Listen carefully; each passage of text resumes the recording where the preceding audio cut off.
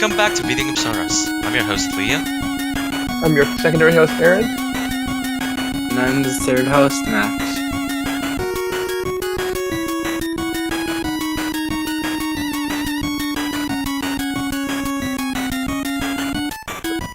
And today we're going to be talking about mobile gaming. So, do you guys also play mobile games?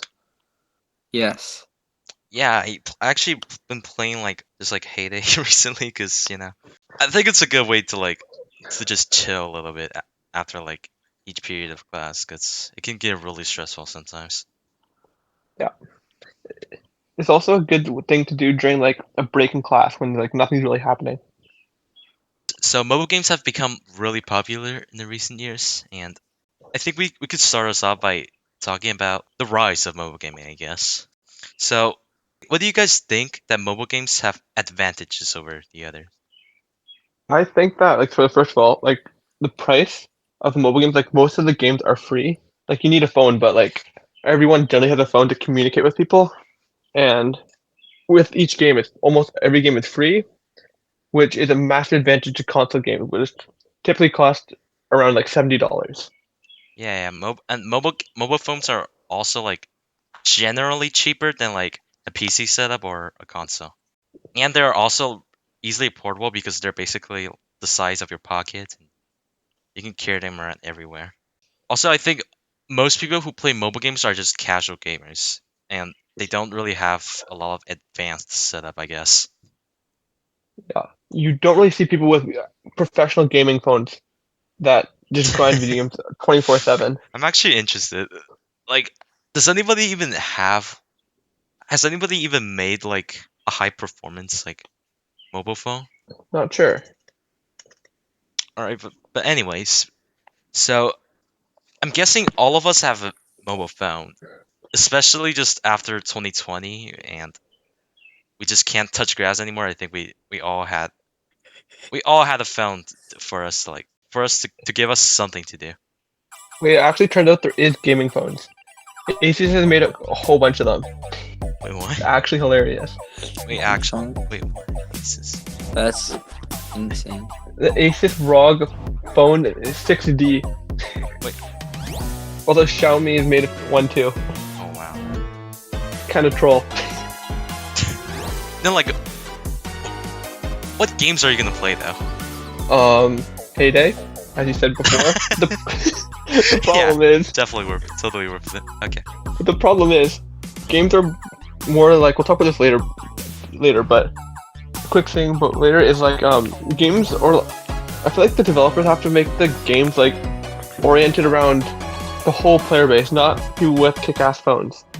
Also, because a lot of mobile gamers have just a basic phone, a lot of mobile games are extremely well optimized for the purpose of just supporting lower end phones.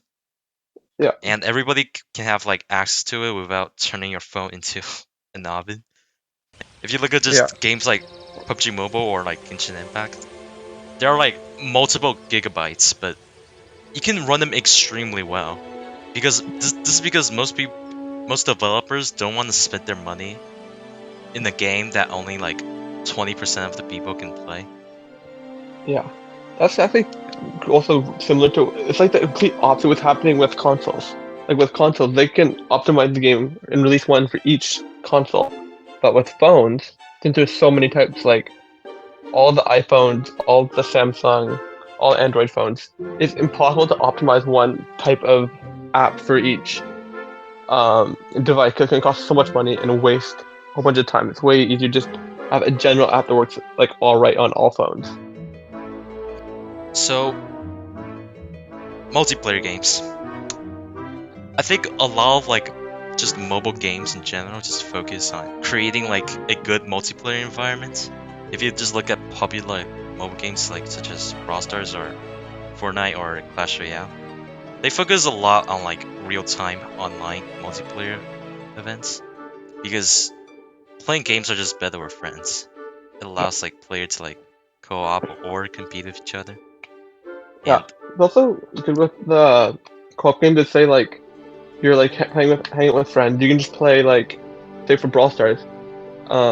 you can play like if you're at someone's house, you can both play on your phones and like in the same Brawl Stars game at the same time, which is really fun. They can get so loud just because like they're laughing and everything. Yeah. Or when you hear the game launch, when you're in class, you do like you just hear the audio of the game launch, where you think like, wait, is someone Oh yeah, the playing? Supercell. The Supercell logo is so loud. I don't know why. Why do they do that? I don't know, probably the joke, but it's also Okay. pretty funny. Yeah, it is pretty funny. So Max, do you have anything else to add? Mobile games are great because you can play them anywhere and anytime. The only problem with them though is some of them take up like a lot of space, even though they're optimized. And then there's like always sometimes in games there's a limit on how far you can go, and and you're stuck on a level for such a long time, so you stop playing that game. And it's kind of annoying, but you want to continue to play that game so you can get past that level, but you're still stuck on it because it's very hard and takes a long time to surpass. Yeah, I think most of the like mobile games for like large file size are supposed to be like PC games, but they managed to port it into mobile. But for games like PUBG, you can't really make the size smaller because of how big the map is and everything. All right, with that out of the way, I think we should move on to the bass. So we want to talk about just the general conception of mobile games.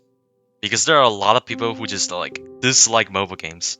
Outside of the obvious like reasons of like limited controls of a small touchscreen, there are a lot more reasons that contribute to the general negative perception. So Yeah, before this section begins, I want to like keep in mind that we do not hate mobile games. In fact, all of us have a couple mobile games on our phone, and we love playing them. We are just giving our valid criticism and genuine concern for the future of the game industry. Just for the amount of like trash talk we've seen for mobile games. I feel like for one of the first things that like people are like hating on video games for, or mobile games especially, is the extremely aggressive monetization and in-app purchases. Like as we said before, like almost all mobile games are free. So to make money, they have in-app purchases with maybe not the most like friendly things. So it's like games are now more oriented towards pay to win, like standpoints and battle pass, where you just basically pay more to progress faster, or just pay to win. Yeah, their strategy is have you play their game for free. You get hooked on it, and they would just spam a bunch of like in-app purchases to you. And I guess the reasoning here is that like just mobile games is aimed towards like casual gaming, because so a lot of people won't spend money to like buy a game, and having it free would just be more accessible and have more people playing their game. Yeah. And as we mentioned before, these, I guess, in-app purchases feature have become like prevalent in many mobile games. All right. So like another thing about a lot of like the mobile games now, they're very pay to win. Like pay to win is like basically you're at like a low level, so you pay money to get in-game items. Like either like for Clash Royale, it'd be like cards to upgrade cards that's higher level for your like arena, or like other games where you just basically pay to progress. Or I think I saw something. I was like reading this news article, and it said that like teens in the U.S. spend like over 100K on mobile games, like collectively as a population or something like that. It might have been a little more, just like under or something, but it's around there. I think from like 50 to 100K on mobile games. Yeah, but after all, you could just feel the frustration when someone else beats you just because they had better equipments that they got from spending money. yeah, another one, like another game that could be like there's a lot of games that could be considered pay to win. Like I said Clash Royale is one of them. But another one that's kind of interesting is Clash of Clans. It's like a game where you pay to progress faster, but at the same time, when you're at the higher like leagues, if a new town hall like comes out, people spend a whole bunch of money just to like get that little edge over their like opponents. Because of this monetization strategy, like a lot of people just hate mobile games. Because most players who play mobile games are just free to play, and they'll just feel excluded from the game, and the game will just become less enjoyable in general, and they will struggle to compete with those that spend real money. It just frustrates the player and makes them feel pressured to like spend money even if they choose not to, or just cannot. I guess it gives the feeling that free to play players are just less significant compared to like whales.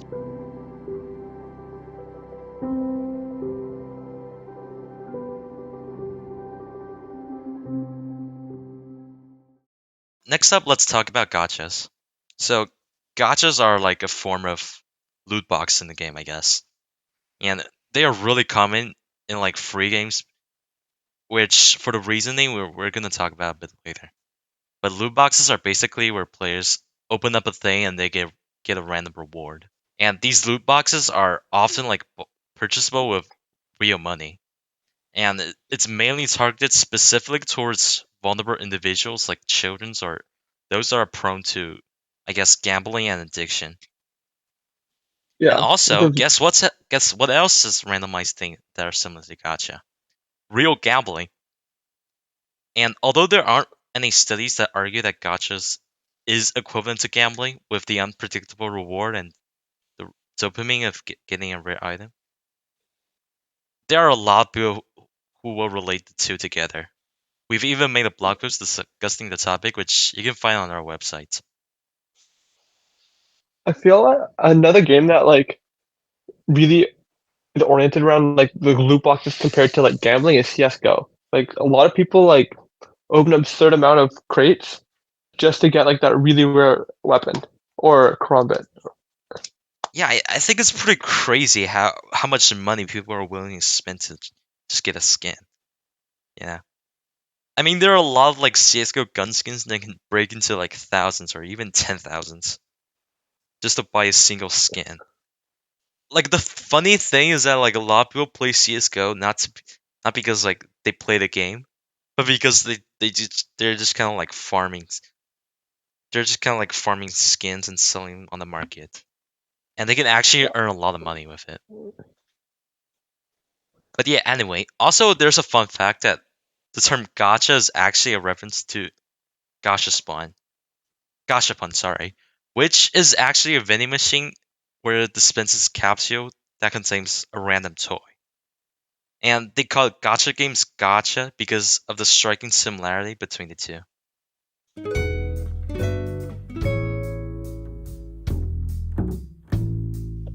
Okay, so there are a lot of bad quality mobile games of like the real thing, and they're clones of popular titles, and just worse versions of popular games that people can't, because people can't afford the real game or just don't want to spend money because they don't have a good like game computer for gaming and stuff like that.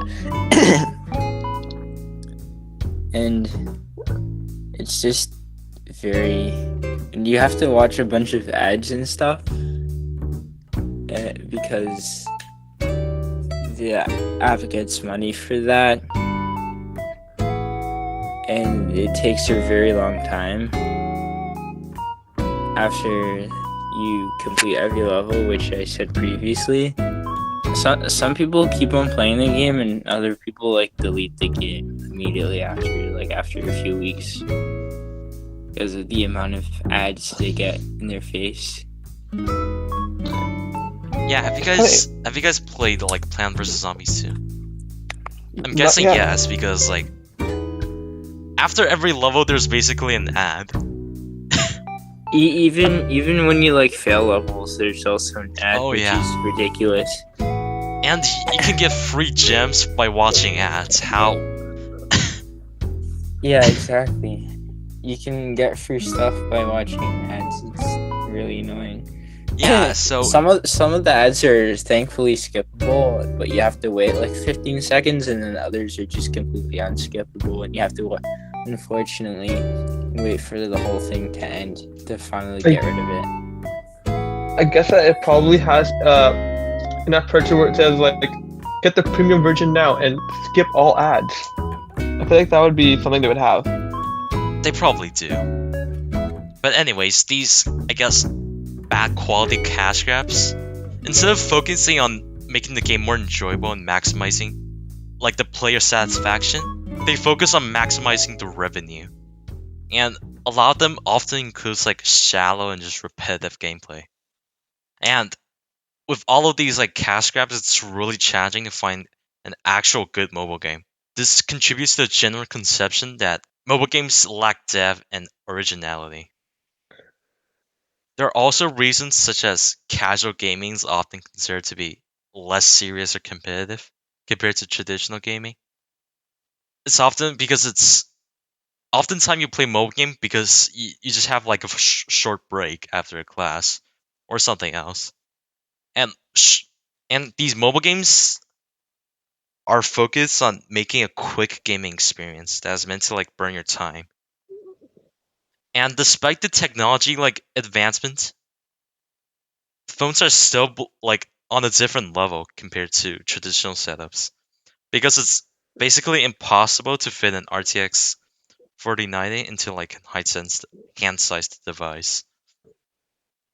Another thing about the gaming setups, like like we kind of said earlier, like the top end of the line phones are so much better and than the lower ones that developers like could like make games that are like specially like purpose built for those devices, but it's so like inefficient in terms of money because like say like the iPhone like 14 Pro Max or like yeah, it's it can run games a lot of games like Max things fine, and it might have ray tracing. I'm not 100% sure, or some Samsung phones I think do, but like almost no mobile games are willing to spend the money to make, or like mobile game companies are willing to spend the money to get like a game with those capabilities, because like no one's gonna be able to play it because if their device is not like at a high enough standard. Yeah, cool. So I think we should move on to, I guess, the big boss, which is mobile games ads. So a lot of the mobile games just have like clickbait advertisements. For example, Garden Save. I don't know if you guys ever heard that game, but you probably should have, because it's so common in like every single mobile game ad that like, and it's really like stupid, I guess. I'm gonna show an example of like the actual game versus the advertisement on the screen right now. This is just like rage baiting the viewers, and the actual gameplay is basically nothing like the ads. And in the ads, like the person like playing the game just kind of acts like an idiot, and the game would say something like, "You would have an IQ of over 200 if you beat this level." Like, it's so stupid. These, I guess, false ads can lead to a lot of confusion and frustration when the player downloads the game and see that like the product they download are vastly different from the advertisements, which this is basically a scam. And the reason for this is because like I think the more people that downloads their game, the more ads they can roll and more people will fall for their advertisements and play the game. It's kind of like a cycle. And like these mobile games being related to false advertisements plays a huge role for the general perception of mobile games. Yeah, it's kind of funny. Like, I just quickly went on my phone just to look, and like the first like 2 minutes of looking, I found a game which is exactly like one of the rage bait ones, where they were trying to protect a bird or a cat from a whole bunch of bees, and they did the worst job possible of doing it. And like, get the game and try it out. A while back, I did get the game, and it was completely different. So, I'm not gonna do that again. Yeah. And I think the funniest thing is that like a lot of people actually fall for it.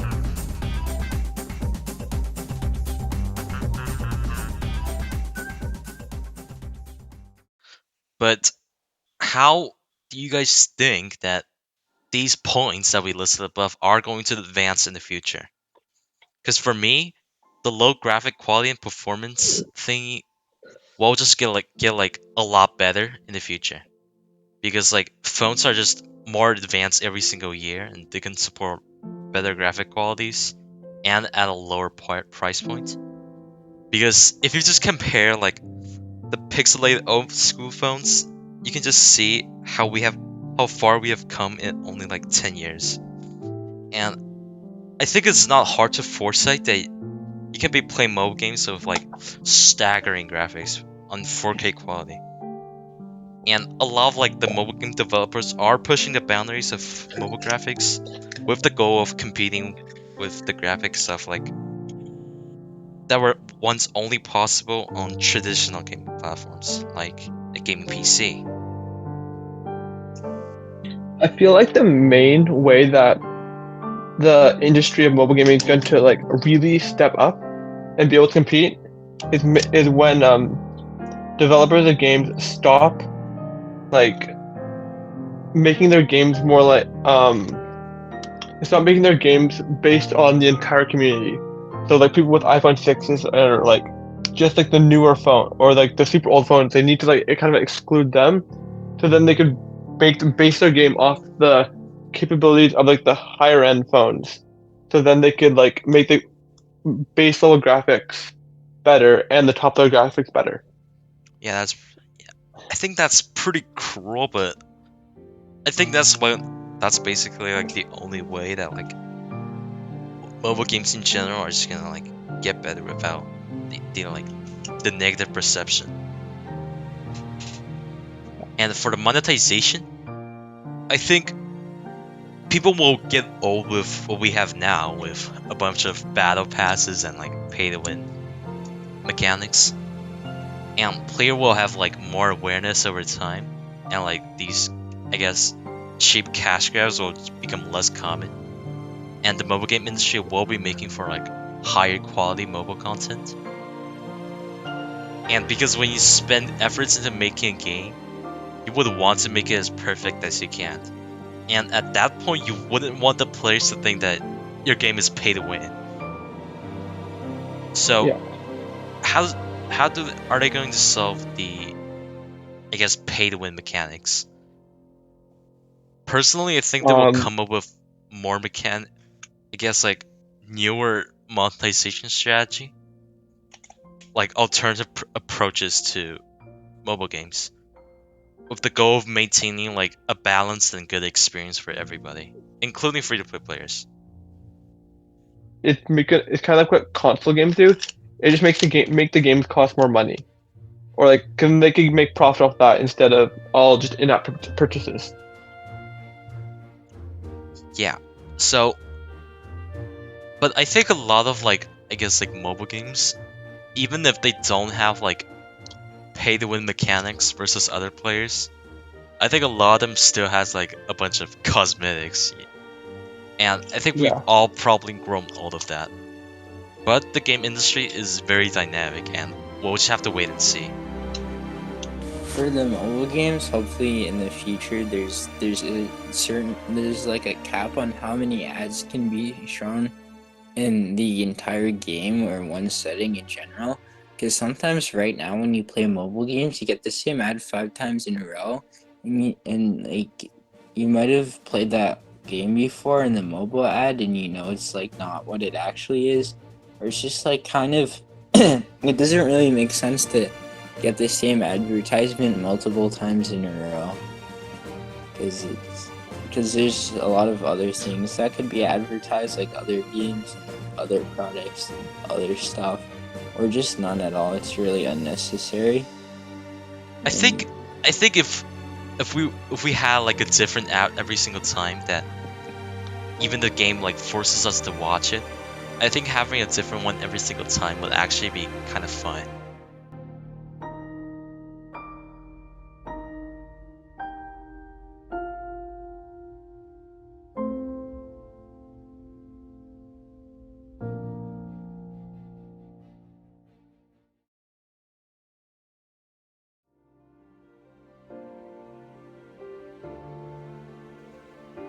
that's gonna be everything for this episode. For the next one, we actually have a very exciting one prepared for you. We're actually going to do a collab with the Game Story podcast. Our topic of discussion for the next episode is going to be AI. We'll keep you informed of that, but tune in and get excited. If you want to learn more about us, check out our website. It's videogamesrusca.wordpress.com. Follow us on Instagram too. Link on the website. Thank you for listening, and I hope you have a good one.